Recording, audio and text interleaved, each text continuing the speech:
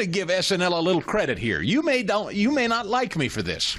This may make you angry, but I got to tell you, I didn't watch the whole sketch. It popped up on my Instagram feed. Saturday Night Live does their cold open, and I forget the actor's name that does Trump. But this guy that's doing Trump, he's pretty talented. He's pretty good at it. And most importantly, it's not done from a mean-spirited perspective, if you know what I mean, in terms of comedy. Look, he's a liberal. Of course he's a liberal. Of course everybody on Saturday Night Live's a liberal. But it's not like he wakes up every day with this vicious intent to attack. They know, as I've laid out this morning at Axios, Kristen Welker on NBC's Meet the Press, they're all basically confessing, you got us. You're on offense every day, you got us, and we can't, you're going around us. You're winning with messaging, you're winning with communications. People like you, 77 million people voted for you. We're making up opinion polls as fast as we can, but truth of the matter is people support your policies. You're tough, you're a straight shooter, we know that. They're basically kind of acquiescing a little bit. So go with me on this. The impression here of Trump is him signing different executive orders. And the tone of this, if it's kind of nuanced to explain, because I realize a lot of people in this audience's reflexive action is to think SNL's attacking Trump and making fun of Trump. But just trust me when I tell you, this is actually them sort of embracing what you and I embrace about Trump. Now, I'm not saying they like it. In fact, they may even be trying to make fun of it, but they're embracing it, and it actually made me laugh because it is sort of the persona of Trump. It's casual, it's kind of flippant, he doesn't really care, he says whatever's on his mind, and it's stuff that mostly is on our minds, and that's why he won, because people feel like he's honest and straight shooting, even if you don't always like what he says. And so with that, there's a guy that's trying to portray Stephen Miller. That's not great. Whatever. They bring in Marco Rubio. Whatever. The point is, I want you to focus in on the way they talk about Trump whipping out these executive orders one after another. It's to me, I chuckled. Listen. This order would reduce the number of interracial couples in TV commercials. It's just too many, right? You see them in the kitchen together making meal from HelloFresh. He's wearing loafers, she's got tight braids. You're like, where'd they meet, you know? What do they even talk about? It's insane. Well done, sir. Sir, this order will make it socially acceptable for a man in his 70s to date a 24-year-old. That's right. We're calling it the Belichick Law. We're going to make girlfriends young again, okay? Old men can now date far younger women. We like that. It's hot. But in reverse, it's quite disgusting, right? Very Dateline, you know? Did you see Belichick's girlfriend? She's pretty hot, right? Yes, she is a beautiful creature.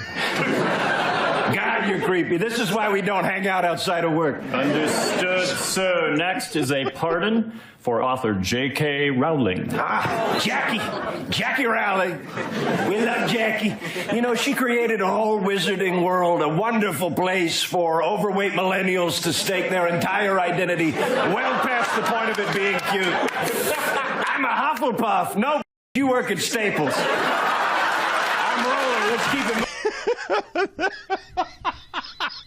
Now, Ed, the humor in that to me is that's how most guys are talking honestly. And the sketch is basically written as Trump just saying what so many of us are thinking but don't say in polite company. True or false? That's true. Yes. No, that I like it. Yep. So do you agree or disagree that that's actually, people watching that might actually really laugh if you're a Trump supporter, because it's guys in particular. That sketch was written by men for men, and I guarantee you, back in my days when I was sitting on a bar stool, there'd be 5 guys sitting around saying just that stuff. I guarantee it. Yes, and I wonder where that is. Like, is that saying okay? It's okay again to speak that way or to make light of that? Like, where is that coming from? You know? Yeah. Well, there's 2 ways to look at it. It is exactly the way people talk, and the SNL people want to mock it because, they're elitists and they think they're above everybody else, and they think that is the way normal people talk, and they don't like it, which is maybe more likely than not. Or it is the way they talk, and I guarantee you they do, including people in a writer's room at Saturday Night Live, but they would never say it publicly at mixed company parties or Manhattan social gatherings or what have you. They wouldn't say that in mixed company. So these are the things they write into the character of Trump so that they can say it without themselves taking the credit for saying it. Does that make sense? That makes perfect sense. Okay. Thank you for that walk through. I understand it now. They're able to say these things through their character of Trump. They're able. Once upon a time, those would have been things a stand-up comic would have said, or a comedy writer would have written for a comic, because they're funny. It's a funny joke. It's true. There's not a man alive, if you're going to be truthful, there's not a man alive that doesn't say, "Hey, having a younger hot girlfriend's cool, but older ladies dating young men, that's gross." Ugh. It's like if you're going to. I'm generalizing, but you get my point. The point is, this is stuff people think and people say, and, the Hufflepuff thing, I don't know.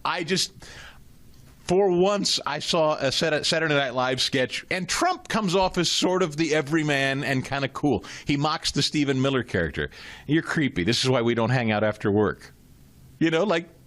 Stephen Miller's eccentric. I think he's fantastic. He's a great communicator. But you imagine that behind the scenes, certain people around Trump, he goes, you're weird. I don't want anything to do with you outside of work. Like, you can imagine Trump saying that, can't you? I can. I don't know. I love it. I absolutely love it. 1855, here's Trump just having a ball with this idea that he's running again in 2028.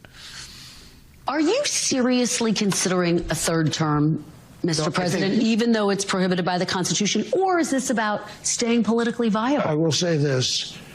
So many people want me to do it. Mm-hmm. I have never had requests so strong as that. But it's something that, to the best of my knowledge, you're not allowed to do. Mm-hmm. I don't know if that's constitutional that they're not allowing you to do it or anything else, but there are many people selling the 2028 hat.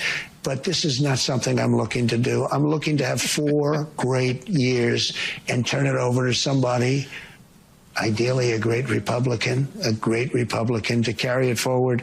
But I think we're going to have 4 years, and I think 4 years is plenty of time to do something really spectacular.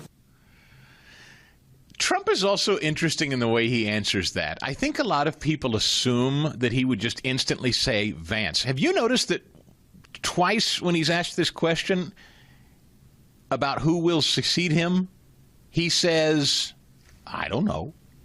Could be Marco, could be Vance. I don't know. We've got a very impressive bench. I don't know. Does that surprise you, Ed, that he won't just say Vance is my guy, ride or die? It's Vance all the way to carry on the Trump tradition? Does that surprise you? With Trump, it doesn't surprise me at all, to be perfectly honest. No. No, it shouldn't, particularly since Mike Pence got an award this weekend for January 6th. That's a subtle reminder of what can happen, how things can change in 4 years. For full shows, live and on demand, it's Salem News Channel.